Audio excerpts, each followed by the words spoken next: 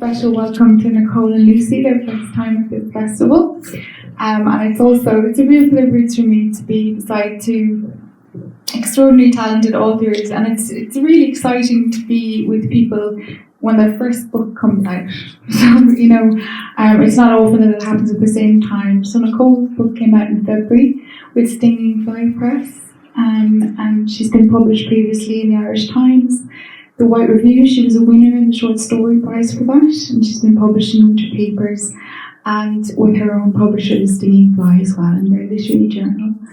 And Lucy was also published, is September this year was the official date. Yeah, I saw it a little bit before. I saw it kind of from about July around the place, but not in shops, obviously. Just the internet sphere.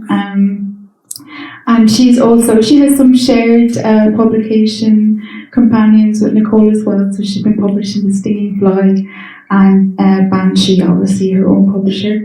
It's especially exciting because Declan's been publishing novels for a few years now, but this is Banshee, the team's first full-length novel, so that's something that I'd love to talk to you about as well.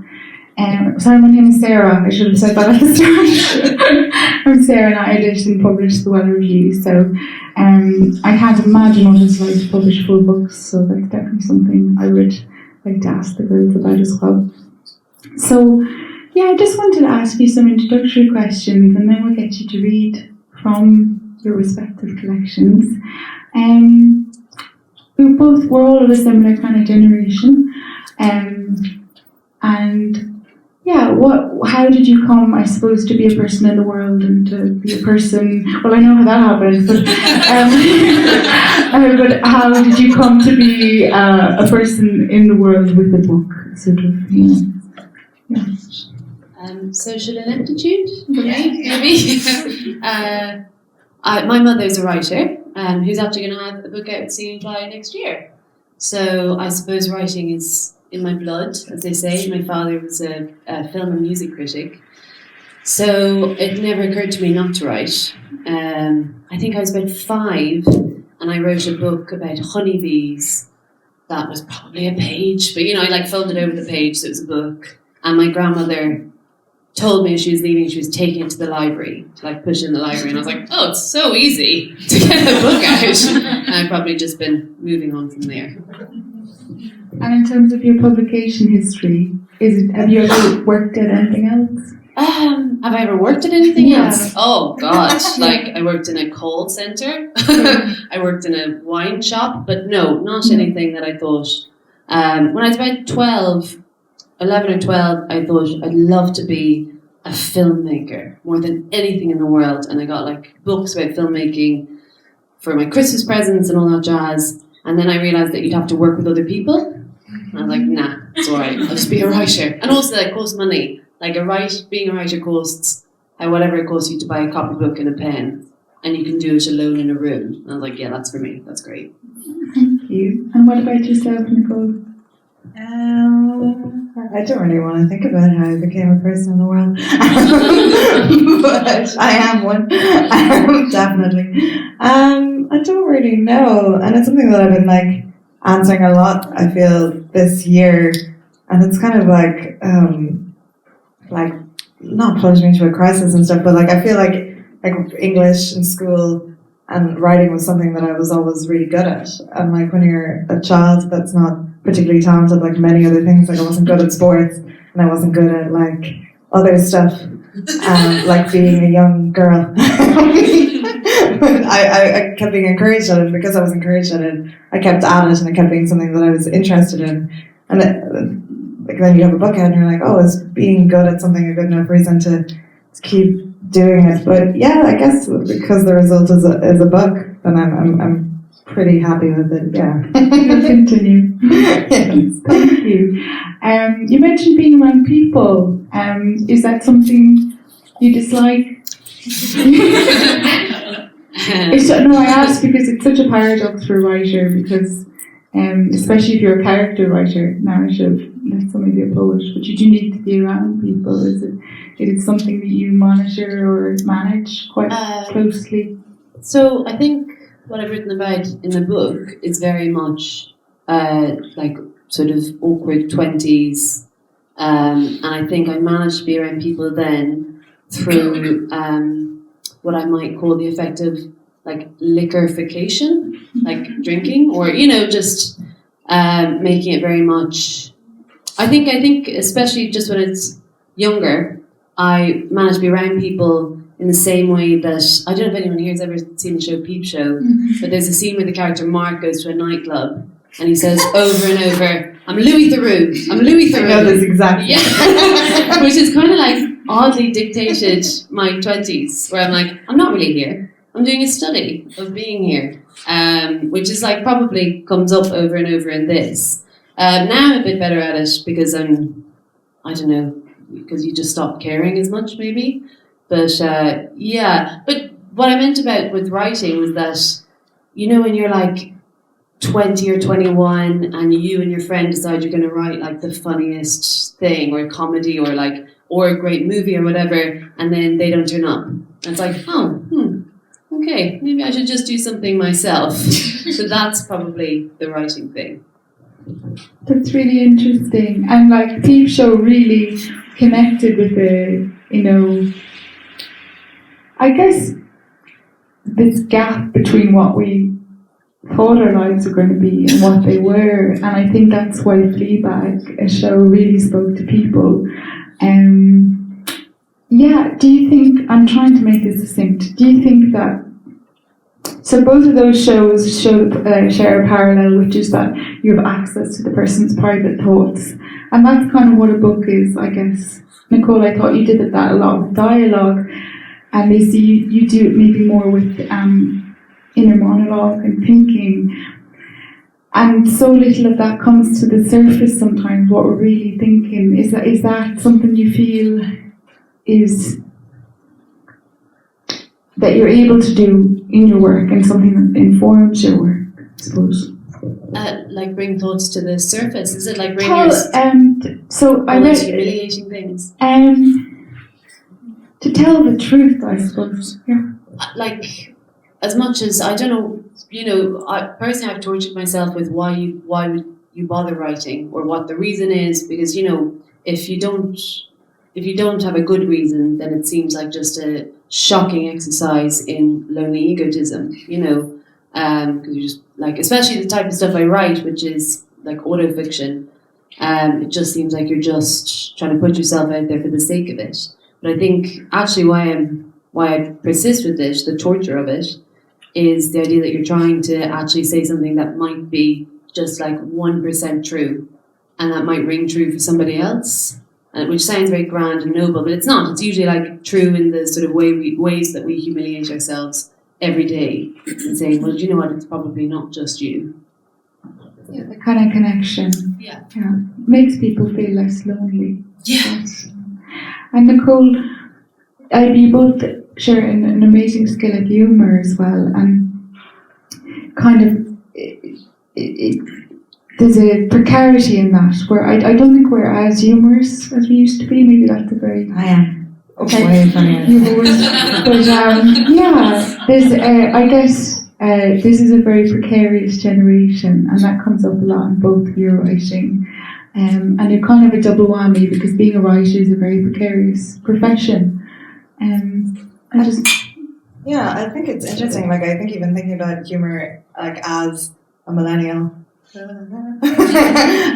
like as our generation, it's like it's such a strange thing. Like, humour is so absurd. Like, even if you go on Twitter, and even the stuff that I would laugh at, or like things that I watch, and I'm like, oh, that's so funny. Like, I feel like it's like distant from previous generations and things. And I think there's like certainly like a nihilism at the heart of it. Like there's this kind of real like darkness there, because we're a bit lost in certain respects, and just such silliness. Yeah, maybe I think when we were growing up, there was stuff like those clip shows, like silly clip shows where it's like, oh, look at this person fall over. Yeah. 100 funniest falling over videos. Yeah, and like they were great. They were great. Good. I feel like we've taken that and we've like, added that to Ren and Stimpy, Mhm. like our generation, Yeah. where it's like super bleak, Yeah. but it's also just still a person falling over it. Like absurdity, but like gone slightly wrong. Yeah. I also feel that I don't really, like, I can watch my parents, like, I watch a lot of comedy with my dad, and I grew up watching a lot of comedy with my dad, and it's something we kind of bonded over, I guess, and something like Father Ted or like Fawlty Towers or any of those kind of shows. And I feel like if I forced him to watch Fleabag or something, he would be lost, you know? Like, I'm not going to do that. It would be like a social experiment. I'd write about it for The Guardian. But I wouldn't do it, but I feel like that gap is like quite interesting. But as regards humor, I think it's like a personal thing. And I like reading humor, and I like reading funny stuff, and that is the only way I would write, you know? So do you think things are... I try not to be vague. Like, yeah, that's what I really took from both of your work. They're both very different, obviously, but like, I appreciated them because they made space for pessimism, and I don't find that space online as much. Okay, I don't go near those kind of three things. So I'm very lucky. 200 years old. Internet. The internet, but I want to, on the flip side, into positive. Do I understand Paris syndrome correctly? I came across Stenhol syndrome, which is a sort of completely overwhelmed with beauty. But is Paris syndrome, Lucy, the gap between the expectation and reality? Is that? Yeah, I mean that's definitely what I was trying to get across with it. I think as an actual syndrome, it was originally coined specifically for Japanese tourists who came to Paris and who had this lifelong dream of going to Paris and saved up, maybe did it for their honeymoon. And then they got there and it was still like a shit airport, and they still got like cheated by the taxi man, and then maybe saw like somebody taking a shit in the street, you know, like just the usual things that you see. You know what I mean? Like the city stuff, you know, and like, yeah. And I think in the actual syndrome, they had like actual mental breakdowns over this. And there's like Jerusalem syndrome, where people go to Jerusalem and think that they're actually a Messiah. But yeah, I mean, I think what it's come to mean is that your expectations of a place, or in this case of what like life's supposed to be, are just not the same at all. So it's like a constant dissonance, maybe. Yeah, and I really enjoyed I especially like that you didn't pick Polish chefs. So Lucy has a story about Montparnasse cemetery where not all the famous people are buried. So it's kind of, it's not like a consolation cemetery, but sometimes you can feel like it is a little.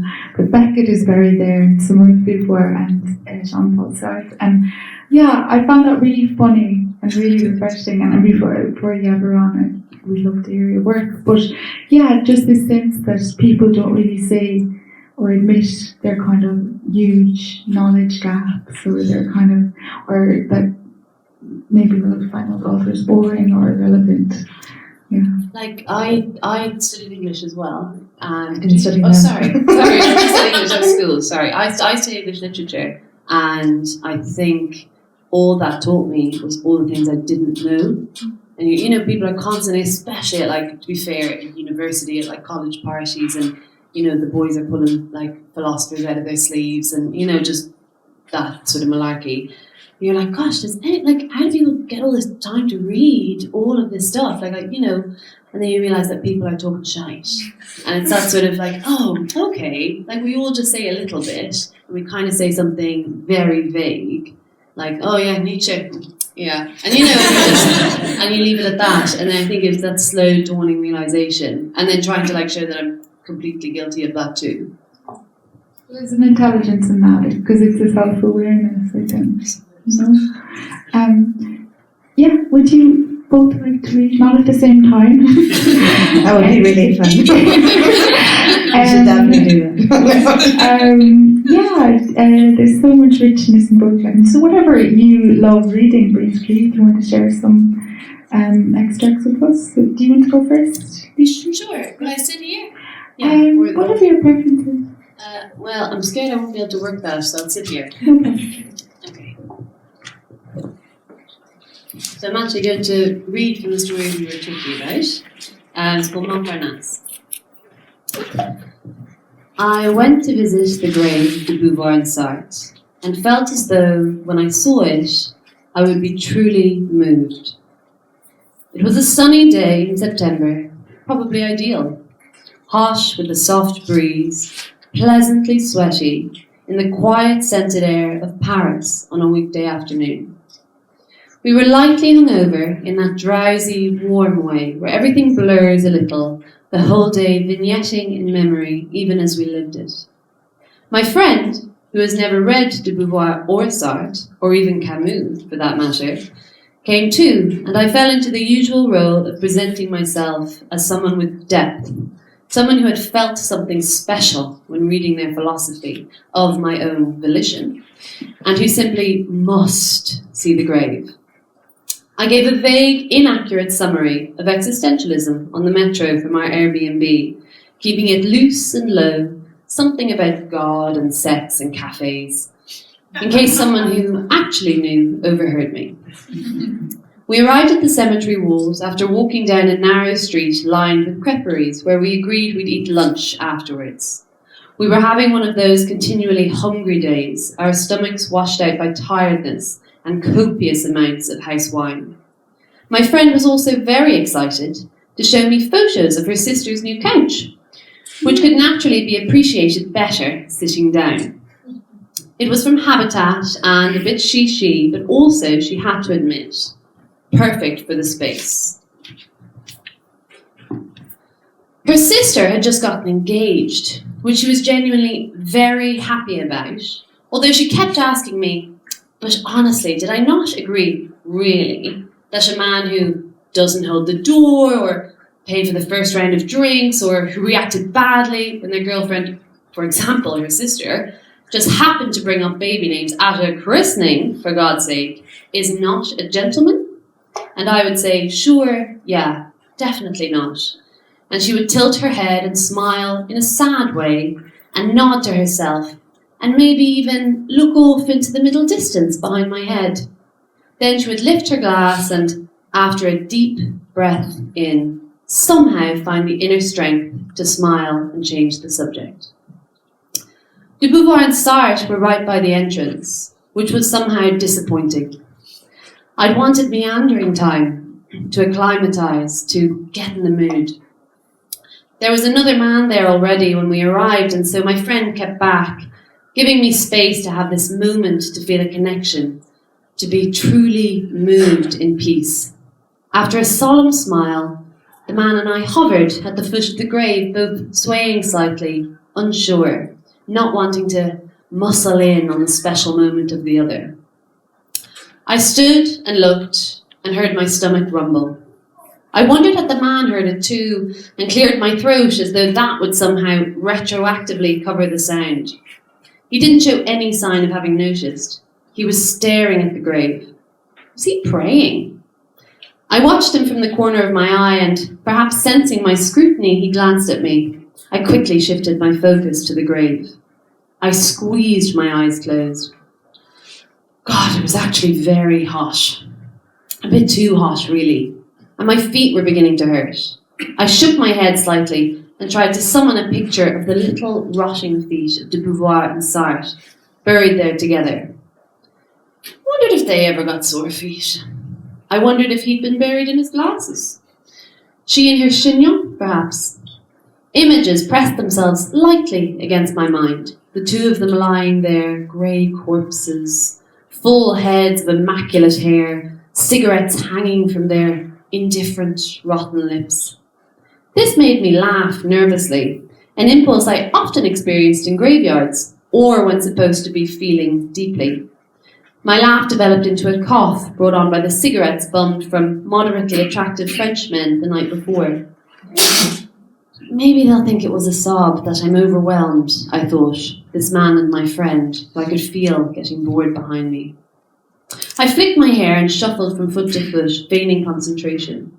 My mind that day, in that humming city heat, was like a watercolour painting, spattered with constant fine rain, any hope of discernible images blurring in circles and streaming off in soft swirls of mixed and fading colours. That morning, it had taken me at least 11 minutes to choose what jeans to wear, and I'd only brought 2 pairs. I'd sat on the bed while my friend showered and stared at them. 1 pair of blue denim, 1 pair of black denim, both Topshop. It was impossible. Standing there in Montparnasse, a pigeon cooing above my head, I found myself thinking about what kind of crepe I'd order at lunch, sweet or savoury. Another impossible decision, and whether or not it would be too early for a beer. I glanced over the little notes people had left on the grave, written on used metro tickets, weighed down with pebbles from the gravel pathways. French, English, Japanese, other languages I didn't recognise, all with their own special connections. Some with little happy or sad smiley faces.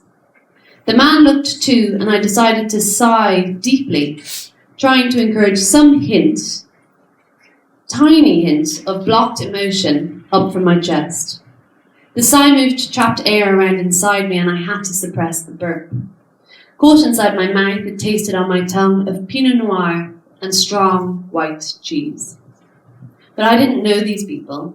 The notes made me feel sick and silly, the love hearts and the quotes. I hated the man for being there too, for ruining it, and my respectful friend for expecting something of me.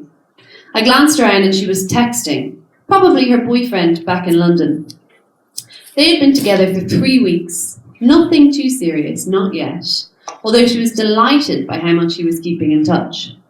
He'd asked her to update him on every activity and vice versa, although he was just home as usual, working as an accountant for PwC in the city. Last night, as we were getting ready to go out for dinner, I'd seen her phone light up with a message telling her his gym stats, followed by 4 emojis of smiley faces with their tongues out, and 3 of a muscled arm flexing. Later, when I came back from the bar, she showed me a selfie he'd sent of himself and the guys, having after-work drinks in Leadenhall Market. He told her they were planning a work-sponsored charity bungee jump for orphan Syrian children, which seemed to make my friend weak at the knees. Along with the photo, he included the hashtags #charity, #good-cause, #do the right thing, #orphans in Syria, #no more war, #save the children, #peace, #bungee jump, #PWC. In return, she asked me to take a photo of her with every meal, because he was such a foodie, and this was Paris after all.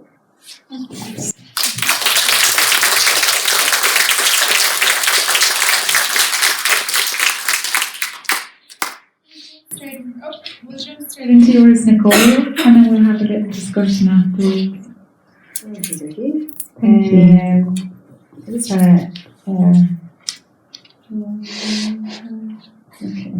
I'm going to read from a story called A Boyish Love Story. It's actually the longest story in the book. I'm not going to read it all. It's a short. When Natasha first entered college at 18, a boy called Patrick, stick-thin, raised Catholic, had attached himself to her. He was her first boyfriend. They were a good pairing because she was a strange person pretending to be a normal person, and he was a normal, well-raised person desperately pretending to be strange. She knew when they left college he would get a job in a bank, develop financial ideas. He was the sole link to a life Natasha felt she could never be fully part of. Already she suspected love was over for her. How could you make another person happy? How could they make you happy?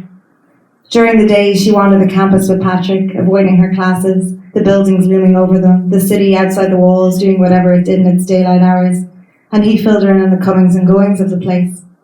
She worried, despite all preventative measures being taken, self-control barriers being rightfully installed, her daily exercise regime producing slick metallic sweat, that she had inherited her mother's weak and crazy personality. Her mind felt like a long trailer of cars, a long trailer carrying a number of cars. If one car went, they would all go, scatter across the motorway, cause carnage. She would miss her sanity when it went. She wanted to spend her weekends like the other students, underground, undernourished, blacking out, being infinitely surprised by her own youth and beauty, but she didn't allow herself. In her entire college career, she hadn't had one bit of fun and was immensely proud of this fact. Fun was forbidden to her. She might enjoy it too much and slip into the endless pursuit of it. At least she was charming, she assured herself, but charm was thin compensation for a life of constant lurking terror. Her relationship with Patrick had become queasier and queasier. In September, she had fallen pregnant and she had asked him to steal money from his parents to pay for the abortion. "Steal money from your father," he said. "I'm not a thief." "Why are you this way, Patrick?" she asked in genuine bafflement. The night before she travelled, Patrick, counting out the cash, looked like he might cry. "It's okay if you want to cry," he said to Natasha. "I don't," she replied. "I'm not sure if you know this, but I had a very tough childhood and I've had to overcome obstacles far greater than this to seal my place in the elite college. You don't go to any of your classes." "I have a disorder," she said. "Anyway, you're only upset because you think you're supposed to be. You don't care about me." He didn't correct her. As if he couldn't procure an abortion and lie in the same week. It would have to be one or the other. In the clinic, she sat in the waiting room trying to figure out how she was supposed to feel, wondering who to blame, nurturing her anger. It all happened in a flash. Although she was alone, she didn't feel alone. She felt like a part of a large pantomime dragon made up of other women, a long line of them moving and swaying invisibly through the city. When she returned, she and Patrick stayed together. It was around then she stopped attending college full-time and started using the cotton wool more liberally. At the weekends, when Patrick went out to clubs, she stayed in his family home and cooked him hearty lasagnas. She bought a special apron. She wanted to look proper, like a girl who would never steal, never have an abortion. The apron was a plastic material, every stain wiped right off. She bought it in the luxury department store. On Saturday nights, she watched television in the good living room with his parents, who loved her like an orphan. Patrick arrived home on the edge of Sunday evenings, looking strange, dirty, with that shame he carried in his shoulders whenever he had been cheating on her. Whoever he had been sleeping with, Natasha still got an almighty thrill watching him eat those lasagnas. As she layered the ingredients, the red of the mince reminded her of her father's bloody mouth, huge and open at their kitchen table. To calm herself, she often locked herself in the bathroom and counted the perfumes, emerging extremely fragrant. She didn't eat any of the lasagnas, and Patrick started telling her about the fun he had at the clubs, what a glorious good time it all was. She just stood up and left the room. Afterwards, they had sex, tentatively, lightly, as if neither of them wanted to be involved anymore. On one of their last weekends together, Patrick, a psychology student, said that God had appeared to him in a dream and told him the only real addiction Natasha had inherited from her mother was her addiction to pain. "Maybe God should have diagnosed me before you got me pregnant," she said. Finally, in the college coffee shop, their relationship was coming to a close. She slid a cold lasagna across the table as a symbol of their time together. "I don't like you anymore," she announced. "You don't like anything, Natasha." It was true. One day, as a challenge, she set herself the task of writing down everything she didn't like. She filled an entire copybook with her tiny, hateful handwriting. She included the elite college at least 45 times. She included the concept of fun 10 times. She included Patrick 18 times. She shrugged. "Goodbye, Patrick." Patrick tapped his fingers meditatively across his nose, subsuming this rejection into his grand personal narrative within a few short seconds, and stood up. He didn't say goodbye. When he was safely out of sight, Natasha took out the ornate cigarette case in which she kept her cotton wool. She had to be careful she didn't hear any opinions in the coffee shop. She crammed some in her ears and began to cry. Normally she didn't understand her fellow students' need for melancholy, their high emotional register, shrieking music and complete lack of composure, like they were all auditioning daily for some drama she wanted nothing to do with. She had to keep her emotions quiet and fixed in place or her whole face would break apart. But this was the end of her first romance and she was determined to enjoy it. She wept loudly, not knowing herself if they were fake or real tears, and attracted a lot of attention from nearby tables. Her father's false teeth appeared to her that night, their cold porcelain chattering in the silver of her dreams. For once she could hear what they said. "Natasha, don't lose your mind."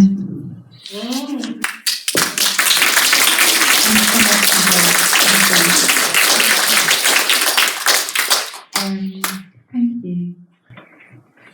Sorry, sometimes I have to think about things in a creepy way. So Nicole, I won't always ask you parallel questions, but for this one I just will as well, if that's okay. From the titles I took a lot as well. I suppose it's never been a more sort of time where we have syndromes of the mind. But it's also never been a time where we've shown so much of ourselves. and that comes across in the characters in your book. Let's start with you, Nicole. How much of yourself are you bringing to these stories in terms of the building? I guess we'll stick with the characters. I don't think like that character. Yeah, but in terms of just the writing process, these aren't sort of two-dimensional, linear. These are fragmented people with fragmented lives. Like, how do you build such a character? That's a good question. Yeah, I do think about character. I guess one thing I would do is, on a practical level, is I'm a big rewriter, so I rewrite a lot, and then I feel like things come together more. I'm not hugely interested as a reader in chronological stuff. Like, I'm willing to accept anything I think that the writer gives me in a book or anything if it's done well enough. So I'm not there looking for a linear story exactly. So I feel that I can. It's like sort of playing around to me. I'm more sort of interested in the frame of mind of the character, and if you're unhappy, or particularly what Lucy was saying there, that you're kind of detached from yourself, or you're watching yourself, which I feel is the sort of state that a lot of young women are conditioned to be in. Then you're not going to be thinking in a chronological way. So I feel that I approach the stories in that kind of way of thinking, Thank you. And Lucy, how did you sort of come to meet these characters? Obviously not all at once, but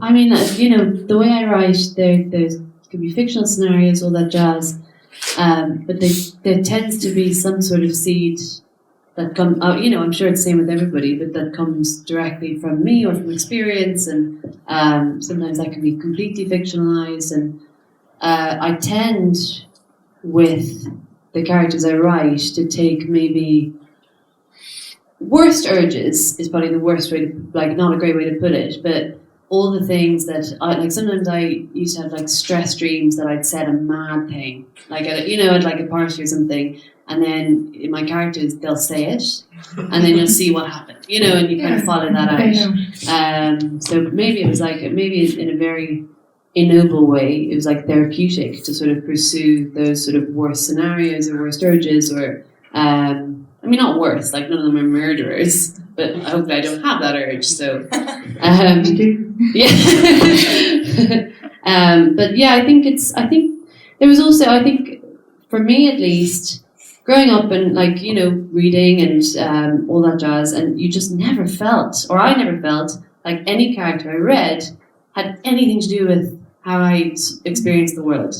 Now you get little hints, but if we're still now, reading Pride and Prejudice and saying isn't that lovely? And it's well, it's lovely, but it's also terrible. I wouldn't let my daughters read that. So it was kind of also just I need to write this because it's not there, and maybe I've just underread, but I kind of felt it reading your book too. It was a perspective that just wasn't there, and it's strange because I think for our generation, you're suddenly taught it's fine for you to have a subjectivity, but you're having this newfound subjectivity in a world that is still objectifying you. So, which creates that dissonance of I can have my thoughts and I can actually be funny and have something to say, but I'm not going to be treated like that in a room. And that seemed like a fascinating thing to write. Absolutely, because you can't get away from being the object of being looked at, And yeah, you touched on it already, but yeah, I suppose I'm asking an obvious question, but it started now. But around gender, you say these things about pretentious kind of comments at college and stuff about Nietzsche and things like that. And why is it that women don't make those comments as much? Sorry, massive generalization. No, I think that's true. I think first of all, some generalizations have to be acknowledged, and it's happening more and more, thank God. But I don't know if it's I think certainly for my generation, that if you are too strident, strident's the wrong word, I'm already sort of making it a gendered thing, but if you interact with the boys, this is, I'm talking about 20s, or the men, as a total equal, where you're making the same amount of jokes, or you're, matching them in terms of what they're referencing, you're either going to be seen as like a pain in the arse, or like maybe a lesbian. It's never just like exactly. But it's not an attractive thing. And as much as we kind of say, oh yeah, it's all fine and it is an attractive thing, it's not. And you're supposed to be a bit pretty and you're supposed to be a bit less noisy. A bit blank almost. Yeah, a bit like, God, you're so interesting, I never heard that before. It's like, well, and like this all sounds very aggressive, and I don't mean it to, because it's, obviously this is, again, huge generalizations. I'm talking about sort of large, broad interactions. And I think it's not even necessarily to do with men. I think women do this to themselves. This sort of like, well, I better, not be too much of a pain. And, or like be too bossy or be too noisy, or I'm going to be seen as that person. And it's probably a lot to do with the self. But if you have those thoughts at all, you're already watching your behavior. And that creates this sort of, sort of separation from yourself, Thank you. Great answer. And the things that you talk about, Lucy, in the book, they're kind of not so much dead things, but they're, like you talk about graves and how people react to art and how people react to literature, sort of grander themes. And how is it that you both would like people to react to your work? Yeah. I don't know. It's kind of interesting because it's the first time that this year is the first year I've had people react to my work. Like no one really read it before, and if they did, not many of them. My mom, she was pretty positive. But so this year, it's the first kind of year when I've had to, I've read all my reviews. I have had to go into interviews and people have asked me questions about my own work, and it's kind of interesting in relation to what Lucy was saying there about a female point of view. The word I keep coming across, or the words I keep coming across in my reviews or interviews, are powerlessness or passivity, and it's kind of that's a female condition in some respects, powerlessness. But no one accepts, it's thrust upon you, powerlessness. And I feel almost the point of view of these characters was a way of rebelling against that, a way of showing that you do have an interior life. You're not a passive subject. And almost passivity sometimes can be a way of, refusing responsibility. So I found that really interesting kind of link between me and Lucy's work. I saw a lot of that, from a female point of view. Yeah, it definitely feels like the writing itself is the answer to the problems that the characters have. That if you were to just live these experiences and never write them, then they would be appalling. But the writing itself is taking ownership and putting, a voice out and saying, well, these are interactions that are happening, hopefully, if the book has any sort of resonance. And the fact of people reading them or yourself writing them is it's like a power move, it's like checkmate. Does it reveal things to you that you didn't know before? Or?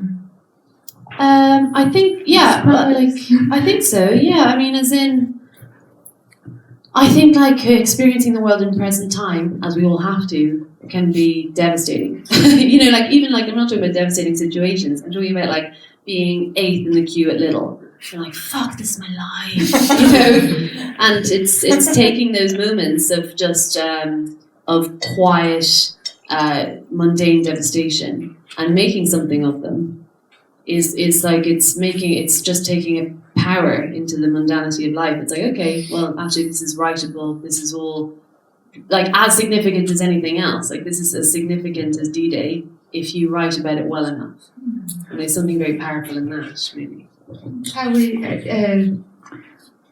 is it Gwendolyn Brooks or Adrian Rich? Sorry, it's a huge jump, but how we live our days is how we live our lives. Yes. That's Annie Dillard. Well, Is it? I read her say, but I'm sure that's been said. Yeah. Just these names circling. I'm the guy in first year of college. Totally. Thank you.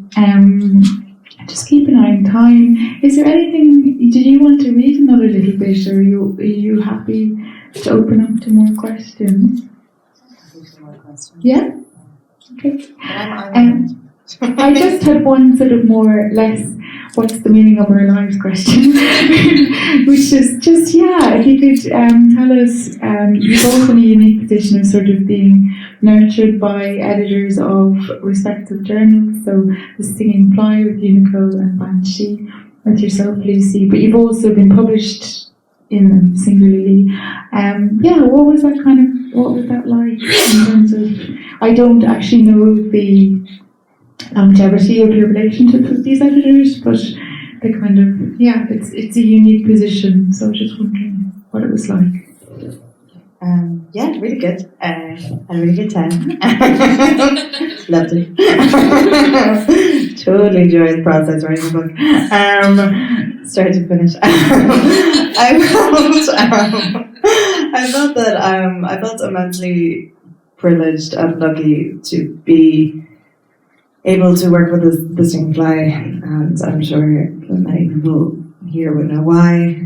Declan's like a very attentive editor and a lot of support, and Colin Barrett read all my stories and things like that. Just for like pure faith reasons, because it's hard to keep going as any kind of writer to work on any kind of book. To even know that the book was going to be published at the end was like a huge thing that like pushed me forward. That I don't always know I would have finished it or. Like all of that was brilliant, and just like the attention they give to you, and the care they give to you, which is hugely important. Can I ask you, were all the stories finished when you sort of arranged to make a book with them, or was it? No. It's like a funny story because Declan DM'd me on Twitter, being like, "Do you want to do a book?" When I published like my fourth or fifth story, so I had to work towards. And I was like, everything's going really well, everything's kind of plain sailing, until the story I just read there, which took me a really long time. And I had to do several drafts of that, and I was like, I'm never, ever going to finish this book. And, just avoiding his emails, avoiding him in person, just, not leaving Galway. Really concentrated step. Then I did finish it, and that felt, good. And it's just a really, I find personally it's a very exciting time to be like publishing as a female Irish writer. Like it's great. Like I was on something recently and I was talking about for a long time Anna Enright had to just carry that around. She was the one female Irish writer, and before that it was O'Brien and things. And I just feel like you can have so many different conversations just even, it's very exciting. I'm sure Lucy feels the same way. Yeah. Thank you. Well, I've been incredibly lucky to work with Banshee, and Emer is here tonight, one of them. I'm so nurtured. Even I walked into Waterstones today to just sort of see what the display was like, and Emer is in there. I came up to her and she's like, I was just gazing at it. I couldn't be better taken care of with my, I have 3 editors in Banshee, and they've just been wonderful. My first piece that ever got published was published in Banshee. And until the book, they were the only sort of magazine that took my work, that took it without any edits, which was heavenly. They would just take it, and it was just this beautiful sense of being, obviously I also love being edited, but at that point, this sense of they love my work unequivocally, So were you in a different position to Nicole? Your book was complete, was it? No, it wasn't actually. Okay. No, I sent them off a manuscript, and it was just sort of perfect timing. But then it's such a, I don't know if you found this, but it's such a funny period from the point that you say, I'm going to have a book, and you're giddy about that, and then the point of it coming out is like being just in a doctor's waiting room. It's just a bizarre time. And we really took our time with the book just to try and, because it's this huge thing for Banshee as well, so it really felt like a collective effort. I just wanted to make sure it was really right. So in that time, very happy but also slightly losing my mind, I ended up completely rewriting everything essentially, and then I wrote 3 of the pieces brand new, which is My Life as a Girl, and then the Mexico story, and then The Read, which ends the book. So it sort of ends where it started, which is 2 stories set in New York. But they all, Mexico we'd planned, and the other 2 were just sort of completely accidental. They just happened, and they just worked really well. So, yeah. but it's been fab. I just want to congratulate you both and maybe give a round of applause, but we will have a space for questions. But just to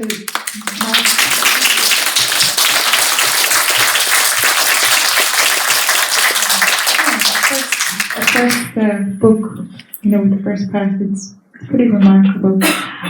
So we'll open to the floor for any questions. So we've got about 7 minutes. So you can ask a really long one over the course of 7 if you want. Do you work full time, or do you work as in jobs as well, or? I work in jobs. If I had to live off this, I'd be dead. So I have 2 jobs right now, other than writing, which are working in a nature centre in London, which is lovely, like a wetlands. Please come to Walthamstow Wetlands, it's fabulous. And another one is dog walking, which, to be fair, I get paid pittance for, but I actually really love the dog.